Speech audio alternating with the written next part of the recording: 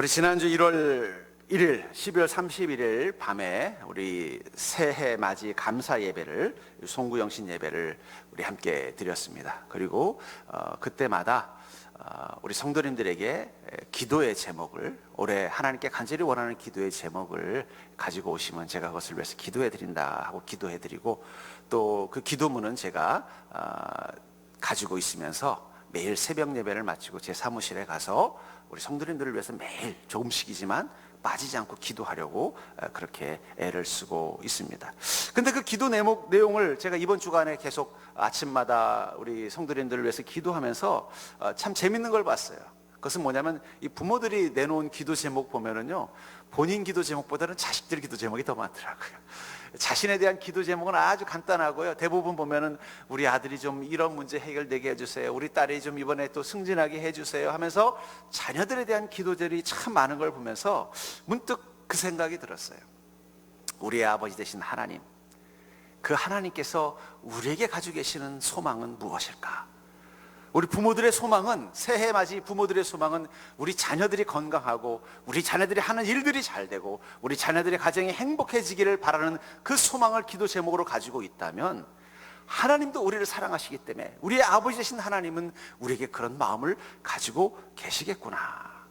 그리고 저는 오늘 이 예수님의 그 기도문 속에서 바로 그 하나님의 마음, 그 마음을 발견할 수 있습니다. 7절에 오늘 본문에 보니까 이런 말씀이 있죠.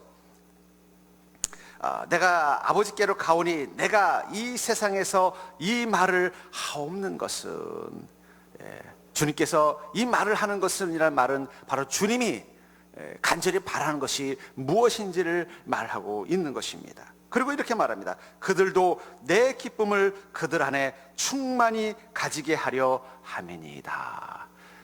다시 말해서 하나님이 우리들에게 바라는 소망은, 하나님의 그 기쁨이 우리 안에 충만하기를 원하신다는 거예요.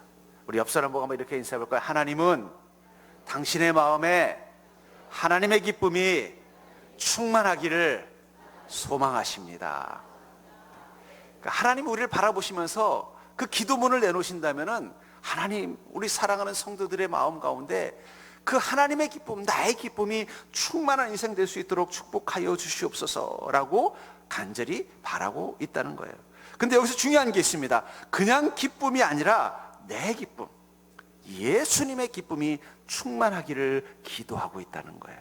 다시 말해서 하나님이 우리에게 바라시는 소망은 뭐냐면, 그냥 기쁜 게 아니라 하나님의 기쁨이 충만한 인생, 그런 인생을 살기를 바라고 계신다는 것입니다.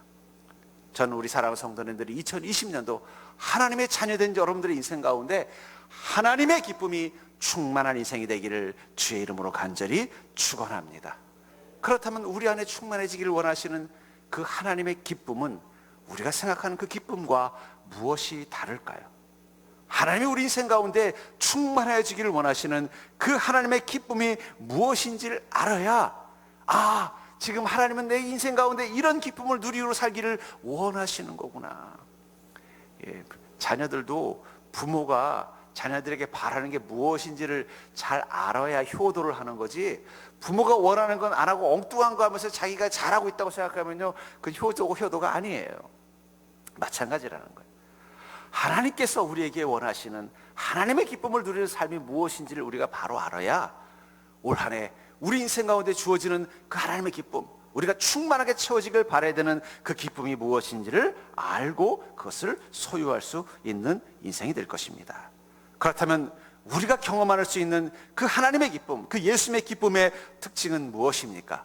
이것을 통해서 올 한 해 여러분들의 삶 가운데 주님의 기쁨이 가득한 인생이 되기를 주의 이름으로 간절히 축원합니다. 먼저 그것은 바로 주님과 같은 인생을 꿈꾸는 기쁨이라는 거예요. 다시 말해서 하나님이 우리 인생 가운데 충만하기를 원하시는 기쁨은 주님과 같은 인생을 꿈꾸는 기쁨을 누리기를 원하신다는 것입니다. 마태복음 28장 19절에 보면은 예수님께서 저 하늘로 올라가시기 전에 제자들에게 이렇게 말씀하시죠. 너희는 가서 모든 민족을 제자로 삼아 아버지와 아들과 성령의 이름으로 침례를 베풀라. 모든 민족으로 무엇을 삼으라고요? 제자를 삼으라고 말씀하고 있다는 거예요. 제자의 특징은 스승의 특징을 배우고 담는 자라는 것입니다. 제자는 스승의 특징을 배우고 담는 자예요. 여러분, 모차르트의 제자는 어떤 사람일까요? 음악을 하는 사람이겠죠. 근데 만약에 모차르트의 제자가 축구 선수가 됐으면 그 사람은 모차르트의 제자인가요, 아닌가요? 제자라고 하기 좀 애매하죠. 비록 모차르트에게 음악을 배웠어도 그는 제자라고 하긴 참 애매할 것입니다. 왜냐하면 그는 음악가가 되는 것보다는 축구 선수가 되는 게 자기 인생의 꿈이었기 때문이에요. 정말 모차르트의 제자라면 그는 음악가가 되는 것을 꿈꾸며 살 것입니다. 마찬가지라는 거예요. 우리가 예수 그리스도의 제자가 된다는 것은 다른 말로 표현한다면 예수님께 우리가 배워야 할 인생. 왜 하나님께서 한 인간으로 이 땅 가운데 오셨는가? 그것은 우리가 예수님을 통해서 정말 하나님이 우리를 만드신 창조의 목적에 맞는 인생이 무엇인가를 알고 사는 거예요. 그게 바로 제자가 되는 것입니다. 그렇다면 우리는 예수 그리스도를 통해서 이것이 바로 하나님이 원하시는 인생, 하나님 우리를 창조하신 목적에 맞는 인생이구나 하는 것을 깨닫는다면 우리는 무엇이 바로 주님과 같은 인생을 사는 것일까요? 저는 바로 주님이 우리에게 가르쳐 주신 그 주기도문 안에 주님이 우리 인생이 어떤 인생을 살 때 하나님이 원래 만드신 창조의 목적에 맞는 온전한 예수 그리스도의 제자의 인생인지를 알 수 있다고 저는 생각합니다. 우리 한번 주기도문을 한번 같이 봉독 낭송해 볼까요? 시작. 하늘에 계신 우리 아버지여, 이름이 거룩히 여김을 받으시오며 나라가 임하시오며 뜻이 하늘에서 이루어진 것 같이 땅에서도 이루어지이다. 오늘 우리에게 일용할 양식을 주시옵고 우리가 우리에게 죄 지은 자를 사하여 주시옵시고 같이 우리 죄를 사하여 주시옵고 우리를 시험에 들게 하지 마옵시고 다만 악에서 구하옵소서. 나라와 권세와 영광이 아버지께 영원히 싸움나이다. 여러분들은 이 주기도문을 그냥 아무렇게 쉽게 늘 익숙하게 암송하지만 사실은 주님께서 이 기도문을 가르쳐 주신 이유는 바로 그 기도문 속에 우리가 어떤 인생을 살 때 하나님이 기뻐하시는 인생, 어떤 인생을 살 때 하나님이 원하시고 바라시는 인생인지를 알 수 있다는 거예요. 부모님이 자식이 나갈 때마다 늘 하는 말이 뭐예요? 차 조심하고 사람 조심하고 밥 꼭 챙겨 먹고, 거기에는 부모님의 바람이 들어있는 거예요. 뭐예요? 건강하고 안전하게 그렇게 살아라. 그게 바로 내가 바라는 너의 인생이다라는 뜻이 담겨 있는 것처럼 이 주기도문 속에는 우리가 어떤 인생을 살기를 원하시는지 하나님께서 원하시는 그 마음이 담겨져 있다는 것입니다. 먼저 그 이름을 거룩하게 하시고 라는 것 속에서 하나님은요, 우리가 하나님을 찬양하는 인생을 살기를 원하고 계십니다. 여러분, 우리가 교회에 존재하는 이유는 뭐예요? 하나님을 찬양하는 것입니다. 찬양팀은 입술로 하나님을 찬양하는 것이고요, 우리 아까 안내셨던 우리 어리들이 환영하는 것은요, 그 환영의 모습으로 주님을 찬양하는 것이고요, 또 주방에서 음식을 맛있게 만드는 분들은요, 그 주방의 음식을 만드는 그 일을 통해서 이 교회를 섬김을 통해서 하나님을 찬양하는 것이고요, 우리 교회의 모든 우리가 머물고서 하는 모든 일들의 궁극적인 목적은 그것이 하나님의 기쁨과 영광을 위해서 하나님의 이름을 거룩하게 하는 그 찬양의 인생이 되게 하시기 위해서라는 거예요. 두 번째로는 뜻이 하늘에서 이루어진 것 같이 땅에서 이루어지다. 이 땅은 여러분 추상적인 의미의 땅이 아니라 내 인생을 상징하는 것입니다. 다시 말해서 내 인생 속에 하나님의 뜻과 계획이 이루어지는 인생이 되기를 원하는 것. 그러니까 여러분들의 인생은 그냥 인생이 아니라 하나님의 계획과 뜻이 이루어지는 인생이에요. 우리 옆에 보면 고덕 신도시가 지금 개발 중이잖아요. 제가 일부러 거기 지나갈 때마다 이렇게 봅니다. 그럼 어디는 무슨 공원 같고, 어디는 개인 주택단지 같고, 어떤 곳은 아파트가 들어서는 거예요. 그것은요, 계획에 따라서 주어지는 거예요. 거기 이제 어떤 사람은 아파트에 사는 사람이 있을 것이고, 어떤 사람은 그 상가에서 영업을 하는 사람도 있을 것이고, 어떤 사람은 그 만들어진 공원에서 운동을 하는 사람도 있지만, 그것은 모두 다 어떤 것입니까? 그 고덕을 개발한 사람들의 그 공사의 그 계획, 그 운영 뜻 안에서 이루어지는 것처럼 우리의 인생은 하나님의 계획지구 안에 있는 존재라는 거예요. 여러분들의 인생은 여러분들이 마음대로 하는 게 아니라 하나님의 뜻과 계획 가운데 이루어지는 거예요. 제가 나 그 아파트 거기 있는 거 마음에 안 들어, 다 헐어버려, 그리고 거기다가 공원을 짓는다고 싶다 해서 공원 지어질 수 있는 게 아니에요. 그것을 계획하고 그것을 주관하는 단체에서 결정하는 것일 뿐입니다. 마찬가지라는 거예요. 뜻이 하늘에서 이루어진 것 같이 땅에서 이루어진다는 얘기는 하나님의 뜻과 계획이 내 인생이라는 땅 가운데서 이루어지는 인생이 되는 게 바로 우리가 하나님이 기뻐하는 인생이라는 거예요. 그러니까 여러분들의 인생은 여러분들의 것이 아니에요. 그건 하나님의 뜻이 이루어지는 공간이에요. 그것을 기도하는 거예요. 올 한 해도 여러분들의 삶 가운데 하나님의 뜻과 계획이 이루어지는 삶이 되기를 주의 이름으로 축복합니다.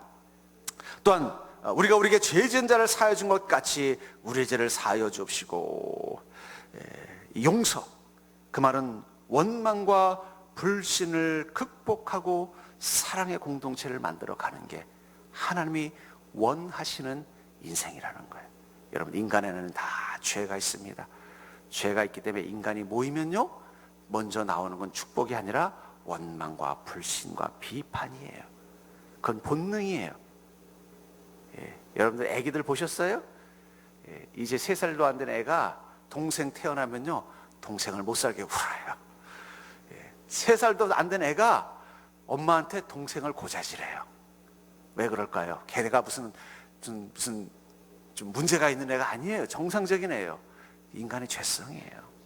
누군가를 원망하고, 누군가를 불신하고, 누군가를 모함하고, 누군가를 비판하는 건 인간이 그냥 죄 안에서 그냥 놔둬도 해야 되겠어요. 여러분들 사람 없는 저 무인도에 가면은요, 여러분 다 착한 사람 될 것 같죠? 내가 나랑 너무 친한 사람 둘이서 무인도 가봐요. 둘이 가서 원수돼서 무인도를 반으로 쪼개가지고 한 사람은 동쪽에 살고 한쪽은 서로 쪽에 살 거예요. 그게 인간의 죄성이라는 거예요. 그 죄성을 어떻게 해야 되는 거예요? 이겨내는 게 믿음이에요. 그래서 사랑의 공동체를 만드는 거예요. 가정을 사랑의 공동체, 또 내 일터를 사랑의 공동체, 그리고 교회를 사랑의 공동체로 만들어가는 것입니다. 또 일용할 양식을 주옵소서. 여러분들, 우리가 물질에 대한 욕망과 싸움을 살기를 주님 원하고 있다는 거예요. 여러분들, 일용할 양식이 없어서 나는 가난하다고 생각하시는 분, 그래도 다 일용할 양식이 있잖아요. 집에 라면도 있고 밥도 있고 쌀도 있고. 근데 우리는 왜 늘 부족하다고 말할까요? 그 이상을 탐하는 그 마음속에는요, 어쩌면 주님의 뜻과 계획과는 무관한 것이 있을 수 있다는 거예요. 일용할 양식을 주옵소서라고 기도하게 하신 이유는 뭐냐면, 우리에게 주어진 이 물질적인 이 영역, 이것에도 감사하고 기뻐하는 삶을 사는 것을 주님이 원하고 있다는 거예요. 그리고 다만 악에서 구하옵소서. 우리는 영적 싸움 가운데 있습니다. 마귀는 우리를 죄와 사망 가운데 멸망하도록 만들기 위해서 우리를 그냥 놔두는 게 아니라 끊임없이 우리의 마음과 생각과 우리의 삶을 흔들어댑니다. 그것을 믿음으로 이겨내는 것, 그게 바로 주님께서 원하시는 우리 인생의 모습이라는 거예요. 주님은 예수님과 같은 인생을 사며 그것을 꿈꾸는, 이 주기도문의 인생을 꿈꾸는 자가 되기를 원한다는 거예요. 그런데 세상 사람들은요, 어떤 기도를 할까요? 제가 한번 그 주기도문이 아니라 세상 사람들의 기도문을 한번 만들어 봤습니다. 한번 띄워주시겠어요? 같이 읽어볼까요? 시작.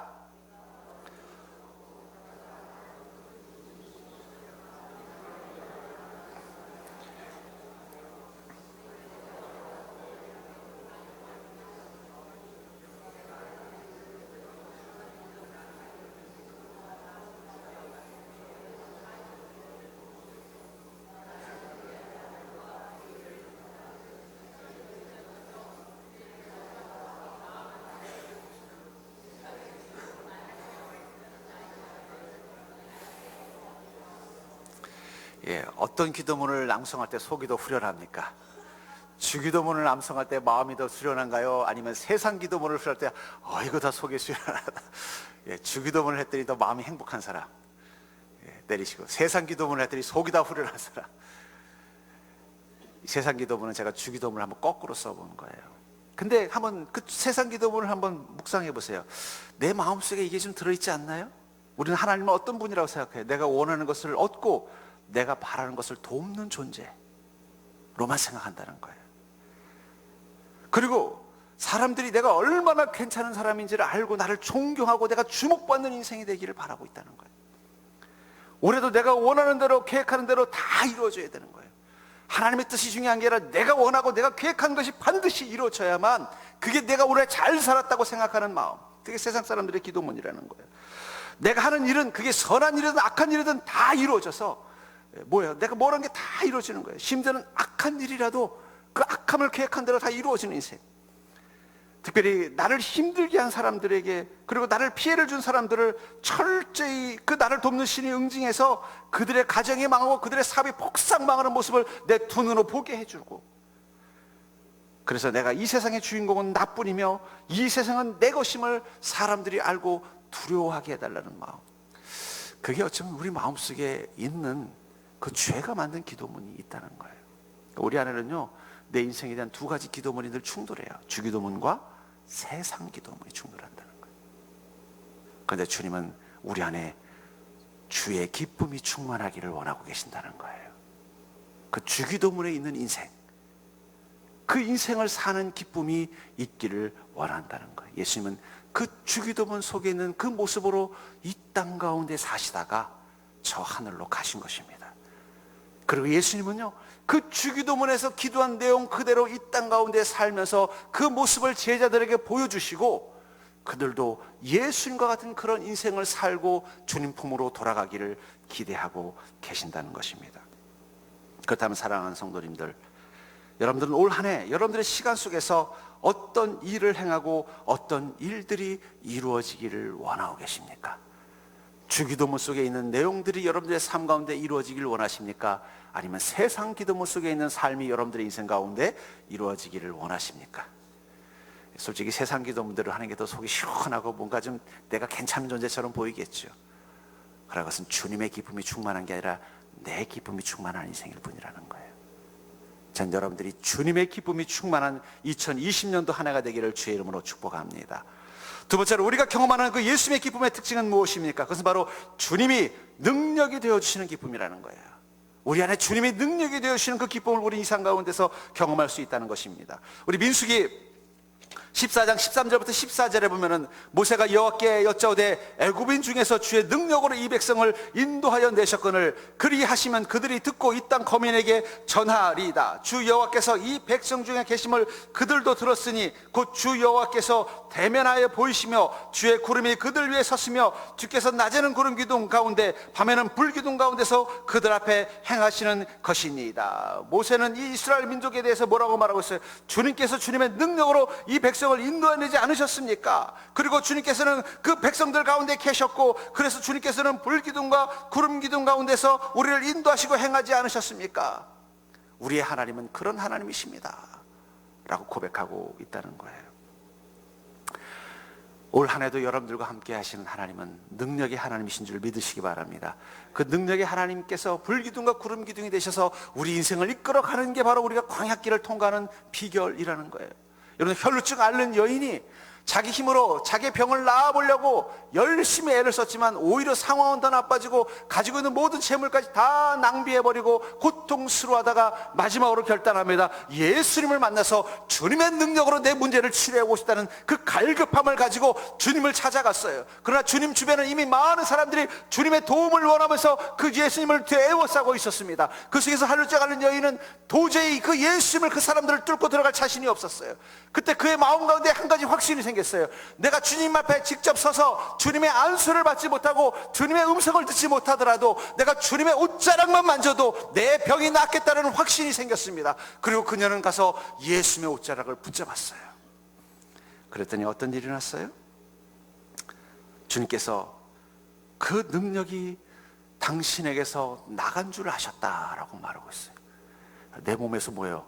예수님의 몸에서 하나님의 능력이 슉 빠져나가는 게 느껴졌다라고 말했어요. 여러분, 예수님의 능력이 그렇게 오토매틱이면 그 여인만 혈루증이 나은 게 아니라 그 예수님 옆에서 붙잡고 매달린 사람들도 다 병이 나았을 것입니다. 근데 왜 그들은 아무도 병이 나았다는 기록이 없고 그 먼 발치에서 간신히 손끝 하나를 내밀어서 그 예수님의 옷자락을 붙잡은 그 여인만 주님의 능력을 경험할 수 있었을까요? 그것은 주님이 그것을 오픈해 놓으셨기 때문이에요.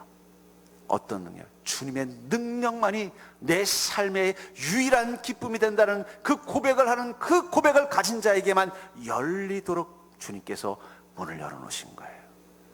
믿음은 그것입니다. 나는 오직 주님의 능력으로만 살겠다고 결단한 순간만 비로소 주님의 능력이 내 삶 가운데 오픈되어지는 거예요. 요즘은 이렇게 번호키 누르지만요, 앞으로 이제 미래가 지나면요, 이제는 음성으로 인식되는 키가 여러분들 집 앞에 현관에 다 있을 거예요.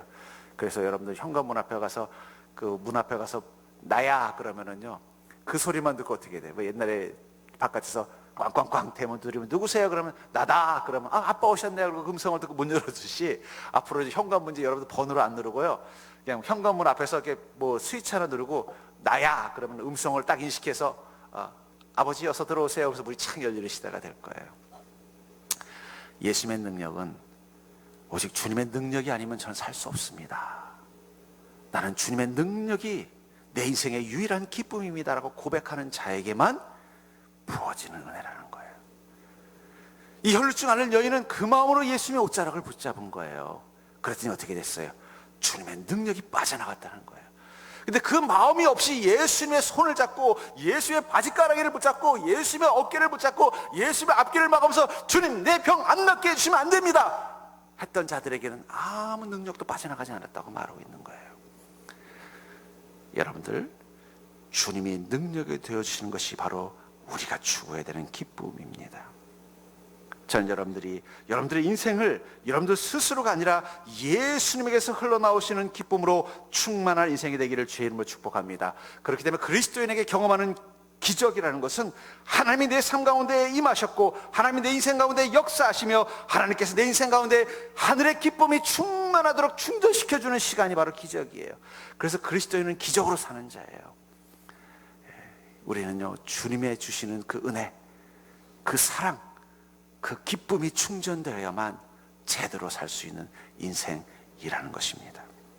그래서 시편 23편 4절에 보면 내가 사망의 음침한 골짜기로 다닐지라도 해를 두려워하지 않을 것은 주께서 나와 함께 하심이라 주의 지팡이와 막대기가 나를 안위하시나이다. 한 그리스도인이 뭐라고 고백하냐면 나는 사망의 음침한 골짜기를 다닐지라도 저는 두렵지 않습니다. 왜냐하면 주께서 나와 함께 하시고 주님께서 그냥 함께 하시는 것이 아니라 주의 지팡이와 막대기라는 주님의 능력이 나를 안위라는 것은 위로와 긍휼로 함께 하심을 뜻하는 것입니다. 함께 한다는 것을 나는 믿기 때문입니다. 여러분, 죽음도 두렵지 않을 수 있는 비결이 뭐라고요? 그리스도인에게? 그것은 주님의 능력이 나와 함께함을 믿을 때 가능한 것입니다. 올 한 해도 하나님은 여러분들 가운데 능력으로 함께 하실 줄 믿으시기 바랍니다. 그걸 두려워하지 마세요. 때로는 우리의 상상력이 일어나지도 않은 일에 대해서 자꾸 두려워하고 근심하게 할 때가 있어요. 그것도 중독이에요. 자꾸 그런 거 상상하다 보면요, 늘 그런 일이 일어날 것처럼 느껴진다는 거예요. 그런데 우리는 그 두려움 가운데서 무엇을 보는 것입니까? 하나님의 지팡이와 막대기가 나를 안위하실 것을 믿는 마음을 갖는 거예요. 여러분, 우리는 하나님의 그 주시는 그 은혜와 능력이라는 힘으로 사는 자이지 내 안에 내 힘으로 사는 자들이 아니라고 고백한 자들이라면 올 한 해도 하나님은요, 그 능력의 문을 여셔서 우리 삶 가운데 주의 지팡이와 막대기가 나를 안위하시는 기쁨을 누리게 하실 줄 믿습니다. 전 그런 의미에서 기도 노트는 기적 노트라고 생각해요. 여러분, 기도 노트 있으세요? 저는 기도 노트가 있습니다. 벌써 거의 한 15년 이상 된 기도 노트가 있어요. 거기에는 우리 성도들을 위한 기도 제목, 그리고 제 개인적인 기도 제목을 적어놓고 기도하는 기도 노트가 있습니다. 그리고 지나온 연도들의 기도 내목들을 이렇게 보면서 이루어진 건 제가 다 빨간 줄을 그어놓고 일부러 앞면에만 기도 제목을 놓고 뒷면은 비워놔요. 그리고 비워놓은 그 자리에다가 응답받은 내용을 제가 적습니다. 몇 월 며칠 이렇게 응답하시. 그러면은요, 거의 80% 이상이 다 응답되더라고요. 그걸 보고 나면은요, 아직 응답되지 않은 이 새로운 기도 제목을 봐도 제 안에 소망이 생겨요. 뭐예요? 하나님이 적어도 여기서 80%는 응답하시겠구나. 100% 응답하실 때까지 기도해야지. 소망이 생긴다는 거예요. 여러분, 기도 노트 하나씩 만드세요. 평생 쓸 수 있는 좋은 걸로 하나 만드셔가지고 거기다가 여러분들의 기도 제목들을 적어놓으십시오. 앞면에는 기도 제목 적어놓으시고 뒷면은 비워놓으세요. 그리고 새로운 기도 제목이 생길 때마다 적으십시오. 그럼 어느 순간 그것들이 하나씩 하나씩 그 뒷면이 채워지는 기쁨. 그건 그냥 채워진 게 아니라 무엇으로 채워진 거예요? 하나님의 능력이 채워진 기쁨. 그래서 그 뒷면을 보는 게 행복해요. 왜냐면 아이고, 하나님이 그때 이렇게 응답하셨구나. 아이고, 하나님이 그때 그 기도 제목 가운데 이렇게 역사하셨구나. 그걸 보고 나면요, 내 인생이 뿌듯해요. 왜요? 내 인생이 무엇으로 채워져 있어요? 하나님의 능력이 채워진 인생이라는 사실을 확인하니까 너무 기쁜 거예요. 저만 그럴까요? 여러분들이 기록을 안 해서 그렇지, 한번 기억력을 뒤집어서 한번 여러분들의 인생을 기록해 보십시오. 하나님의 능력은 여러분들의 삶 가운데 기쁨이 되셨을 것입니다. 우리가 그걸 망각하기 때문에 감사를 잃어버리는 거예요. 우리는 주님이 능력이 되어주시는 기쁨을 가지고 있는 자입니다. 저는 올 한 해도 그 능력이 되시는 주님의 은혜를 여러분들 삶 가운데 경험하는 자가 되기를 주의 이름으로 축복합니다. 그러려면 어떤 패스워드가 필요하다고요? 나는 오직 주님의 능력으로만 살겠습니다. 주님의 능력이 아니면 내 삶의 이 문제는 해결되지 않습니다라는 그 믿음의 결단을 하고 그 옷자락을 만지는 믿음으로 주님 앞에 서야만 비로소 그 문이 열리고 그 하늘의 기쁨이 내 삶 가운데 임한다는 것입니다. 여러분들의 인생에 한번 그런 도전을 해보는 자가 되기를 주의 이름으로 축복합니다. 세 번째로 우리가 경험하는 그 예수님의 기쁨의 특징은 무엇이냐면 우리가 주님이 계신 곳을 향해서 가는 기쁨이라는 거예요. 우리 안에 충만한 예수님의 기쁨은 주님이 계신 곳을 향해 가는 기쁨이라는 것입니다. 오늘 본문을 다시 보면 내가 아버지께로 가오니, 주님은 어디로 간다고 말씀하고 있어요? 하나님이 계신 곳에 간다, 천국에 간다라고 말하고 있습니다. 시편 23편 6절에 보면은 내가 평생의 선하심과 인자하심이 반드시 나를 따르리니 내가 여호와의 집에 영원히 살리로다. 이 고백을 한 그리스도인은 자기 삶이 어디에 있기를 원한다고 말하고 있어요. 여호와의 집에 영원히 사는 자가 되기를 원하고 있다라는 것입니다. 이 말은 천국을 상징하는 것이고, 지금 내가 그 천국을 경험하고 싶다는 의미도 되지만 올 레디가 아니라 낫 예세 관점에서 본다면 앞으로 내가 가야 될 인생의 그 목적지도 어디라는 거예요? 여호와의 집, 천국이길 소망한다는 거예요. 여러분들, 우리 그리스도인이 왜 인생이 고단할까요? 그것은 우리가 광야길, 나그네 길을 통과하고 있기 때문에 그런 것입니다. 그러나 중요한 건 우리가 그 고단한 인생 한가운데서도 내 안에 기쁨과 소망이 넘치는 것은 내가 지금 가는 그 인생길의 끝에 어디가 기다리고 있기 때문이에요. 아버지의 집, 천국이 기다리고 있다는 것을 믿기 때문이에요. 이스라엘 민족이 그 광야에 물이 부족하고 먹을 게 부족하고 독충과 도적들이 많은 그곳에서 40년을 견뎌낼 수 있었던 비결은, 그곳에서 물론 하나님께서 능력이 되어주시는 은혜를 누림과 동시에 그들의 마음 가운데 소망이 있었기 때문이에요. 이 길 끝에는 가나안이 기다리고 있다, 이 길 끝에는 하나님이 나에게 약속하신 젖과 꿀이 흐르는 그곳이 기다리고 있다는 그 소망이 40년의 광야길을 이겨내게 만들어 준 것입니다. 만약 그 소망이 없었다면요, 그들은 어떻게 됐을까요? 뿔뿔이 흩어져 버렸을 거예요. 왜냐하면 영원히 이 광야길이 끝나지 않는다면, 아니 광야길이 끝난 뒤에 오는 곳이 가나안 땅이 아니라 더욱더 지독한 고통과 슬픔과 절망이 있는 곳이라면요, 그들은 벌써 뿔뿔이 흩어져 버렸을 거예요. 근데 그들은 끝까지 이 광야의 고통을 이겨낼 수 있었던 비결은 뭐냐면 그 끝에 하나님께서 약속하신 축복의 땅이 기다리고 있다는 것을 믿었기 때문이에요.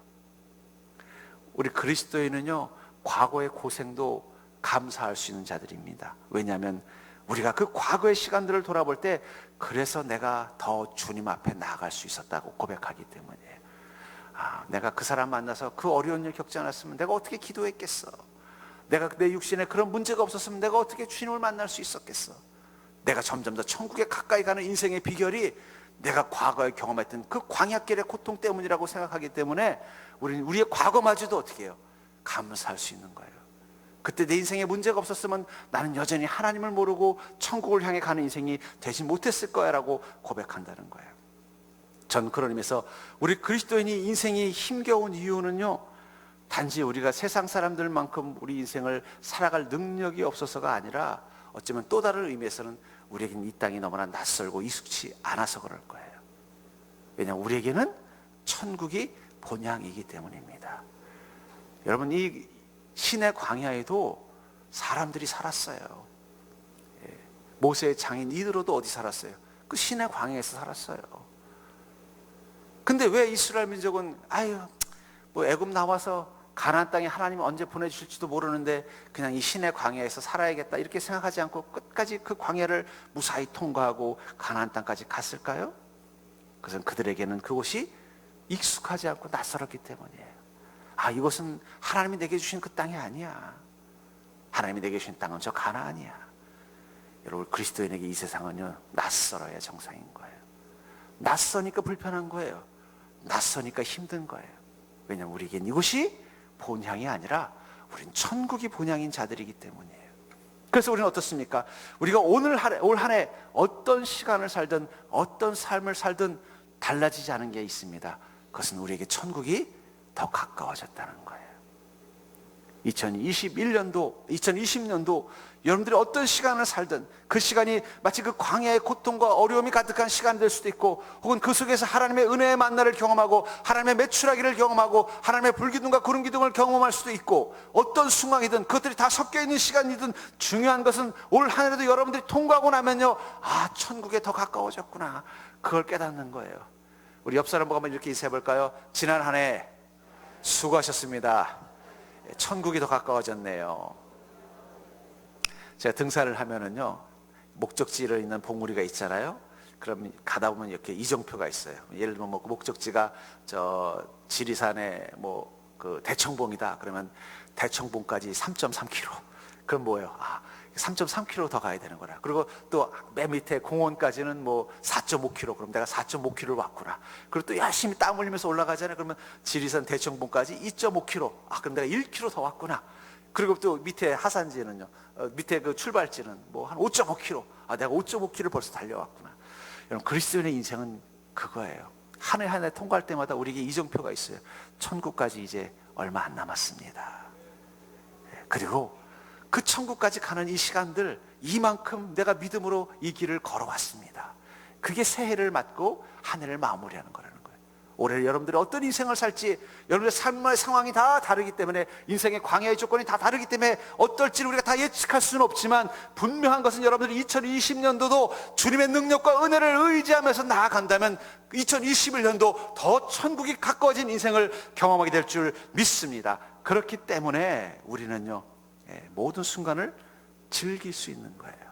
제가 우연히 어느 인터넷에 보니까 여행 프로그램에 관한 기사를 봤더니 재밌는 여행 프로그램이 있더라고요. 뭐 인도의 그 빈민가 투어, 뭐 이런 게 있더라고요. 또 어디 멕시코, 브라질의 아주 유명한 범죄 지역 빈민가 투어, 이런 게 있더라고요. 그래서 아니, 무슨 빈민가를 투어하고 무슨 우범 지역을 투어를 하나?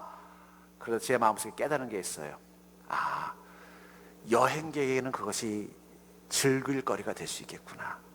내가 그 빈민가에 몸담고 사는 사람이라면 그건 투어가 아니라 뭐예요? 그건 지옥 산책이겠죠. 근데 우리는 여행객이기 때문에 어때요? 아, 빈민가도 가서 구경할 수 있는 거고 우범지역도 구경할 수 있는 거예요. 전 여러분들이 그 여행객의 마음으로 여러분들의 인생을 좀 바라보셨으면 좋겠어요.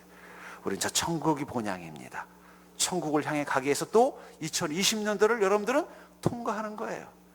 어떨 때는요, 여러분들에게 마치 럭셔리하고 정말 풍경이 좋은 곳을 코스로 잡아서 그곳을 통과해야 되는 투어의 시간도 있는가 하면, 어떨 때는 인생의 어려움과 문제와 근심과 낙심의 코스를 통과해야 될 때도 있다는 거예요. 어디 좋은 왕궁터, 궁궐을, 이런 데를 투어 코스로 통과해야 될 때도 있지만, 그 지역의 가장 가난하고 우범지역인 곳을 통과해야 될 때도 있다는 거예요. 그러나 중요한 건 관광객에겐 그건 다 투어일 뿐입니다. 꼭 왕궁만 봐야 잘 본 게 아니죠. 야, 이 동네 가난한 사람들은 이렇게 살고 있구나. 여기 유명한 그 범죄 집단이 사는 소굴은 이런 모습이 있구나. 야, 신기하다. 그것도 즐기면서 지나갈 수 있다는 거예요. 그래서 그리스도인의 인생은 모든 게 즐길 거리입니다. 고난도 즐길 수 있어요. 왜냐하면 그 투어이기 때문에. 그 시간을 통과하고 나면 우린 더욱더 천국에 가까워지는 인생이기 때문입니다. 그게 바로 주님의 기쁨이에요. 여러분, 예수님께서 골고다 언덕에 십자가 메고 올라갈 때 무슨 생각했을까요? 아, 내가 지금 십자가 투어를 하고 있구나. 이 통과하고 나면 천국이 더 가까워지는 거예요. 저 십자가에 달리셔서 못 박히셔서 옆구리에 창을 찔리시고 거기서 막 피와 고통이 느껴질 때 주님 마음속으로 뭘 했을까요? 주님, 제가 지금 죽음을 투어하고 있습니다. 이 고난도 투어라고 생각하셨을 거예요. 저 천국을 향해 가기 위한 투어. 왜냐하면 그것이 가능할 수 있었던 것은 무엇입니까? 주님의 삶은 저 아버지에게로 돌아가는 인생이었던 거예요. 주님은 그 기쁨이 여러분들에게도 있기를 원하십니다. 때론 여러분들이 인생 살다 보면 예수님이 그 골고다 언덕을, 그 무거운 십자가를 메고 올라가는 것처럼 인생의 짐이 너무 무겁게 느껴질 때도 있고, 혹은 그 십자가에 달린 것처럼 사람들의 비난과 조롱과 그 원망 속에 내 인생이 정말 초라해지고 피폐한 것처럼 느껴질 때도 있겠지만, 중요한 건 그때도 여러분들은 하나님께 한 걸음 한 걸음 나아가는 인생이라는 것. 그 주님의 기쁨이 여러분들의 마음 가운데 충만한 자가 되기를 주의 이름으로 축복합니다. 즐기십시오. 인생에 꼭 즐길 게 좋은 것만 즐기는 게 아니에요. 그렇죠? 해외여행 가보신 분은 알 거예요. 그 해외여행지 가면은요, 음식 투어라는 게 있는데 입에 맞는 음식만 먹는 게 아니에요. 뭐 요상한 음식도 먹어보고, 그걸 투어이기 때문에 즐기는 것처럼 우리 인생의 쓴맛도 좀 즐겨보시고, 그것들 때문에 막 절망하는 게 아니라 이 또한 지나가리라 하는 마음 가지고 우리 그 속에서 주님의 은혜를 맛보려고 하는 마음으로 통과하면은요, 그것도 우리 안에 그 기쁨을 빼앗아가지 못한다는 것입니다. 우리가 잘 부르던 찬양 중에 이런 찬양이 있죠. 나 주님의 기쁨 되길 원하네. 우리 한번 나와서 한번 불러볼까요? 우리 김도 지사님 같이 불러보겠습니다.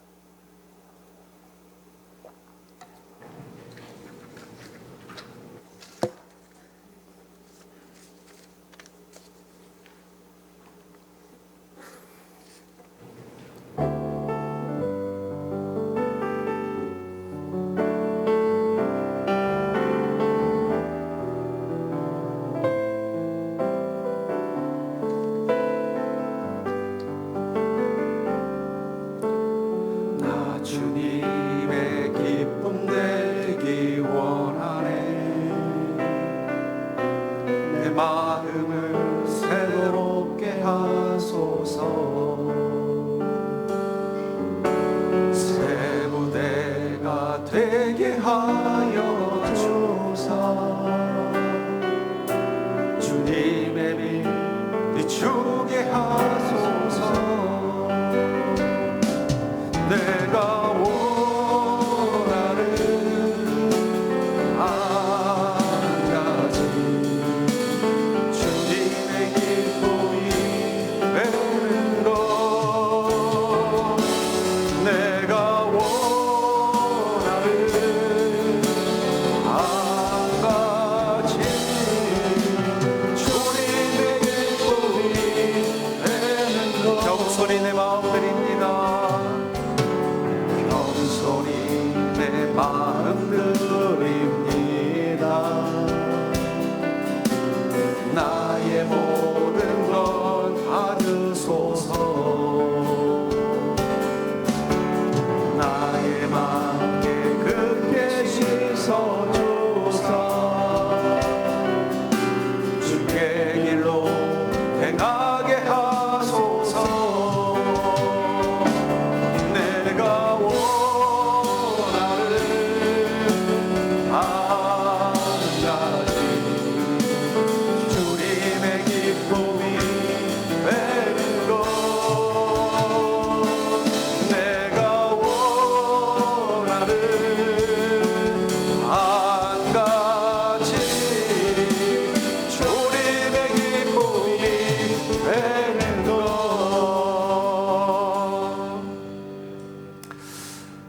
저는 오늘 말씀을 묵상하다가 주님께서는 내 안에 주님의 기쁨이 충만하길 원하고 계시는데, 그 다음 주님, 저는 어떻게 하면 주님의 기쁨이 되겠습니까? 하는 질문을 던졌더니 성령님께서 이렇게 말씀하시는 거예요. 너의 안에 내 기쁨이 충만하면 된다. 우리가 주님의 기쁨이 되는 거 아주 쉽습니다. 우리 안에 주님의 기쁨이 충만하면 되는 거예요. 마치 부모님이 네가 행복한 게 내가 행복한 거다, 그렇게 말씀하시는 것처럼 하나님도 뭐라고 말씀하시냐면 너의 안에 나의 기쁨이 충만한 인생을 살면 돼. 그게 바로 나의 기쁨이 되는 거예요. 전 여러분들이 주님의 기쁨이 되는 자가 되기를 주님으로 축복합니다. 그것은 여러분들 안에 주님의 기쁨이 충만하게 한 해를 살면 돼요. 여러분들의 삶 가운데 주님이 꿈꾸신 그 주기도문 같은 인생을, 주님 저도 주님처럼 그 인생 살아볼게요, 그 마음 가지고 도전하면서 인생 살아보는 것이고, 주님 저는 오직 주님의 능력 아니면 살 수 없습니다 하면서 여러분들 안에 역사하시는 주님의 은혜 앞에 기뻐하며 사시고, 그리고 내가 날마다 천국을 향해 한 걸음 한 걸음 가는 인생인 것을 확인하면서 그 이정표를 발견하면서 살아가는 그 소망, 그게 바로 주님의 기쁨이 되는 것입니다. 전 여러분들이 올 한 해 그 주님의 기쁨이 되는 인생, 다른 말로 표현하면 주님의 기쁨이 충만한 인생이 될 수 있기를 주의 이름으로 간절히 축원합니다.